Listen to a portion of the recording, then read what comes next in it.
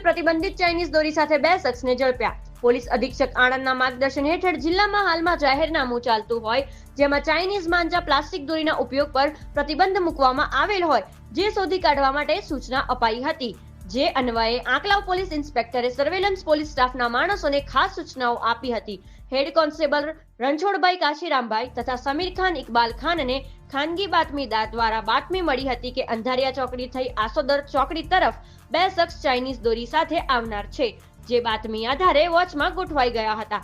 દરમિયાન ખડોલહ ગામ નજીક રોડ ઉપર બ્રિજ નીચે આવતા 2 આરોપીઓને મોટરસાયકલ સાથે ઝડપી પાડ્યા હતા। બંને આરોપીઓ વિરુદ્ધ કાયદેસરની કાર્યવાહી હાથ ધરી હતી, જેમાં પકડાયેલા આરોપીઓનું નામ મહેશ ગણપતભાઈ વાઘેલા ઉંમર 24 રહે ઝાંખરિયા ચાવડાપુરા તથા શૈલેષ સનાભાઈ ચાવડા ઉંમર 25 વર્ષ રહે ચાવડાપુરા ખુલવા પામ્યું હતું। તેઓ પાસેથી ચાઇનીઝ દોરીની ફિરકીઓ 96 નંગ જેની કિંમત ₹14,400, 2 મોબાઈલ ફોન તથા 1 મોટરસાયકલ જપ્ત કરાઈ હતી।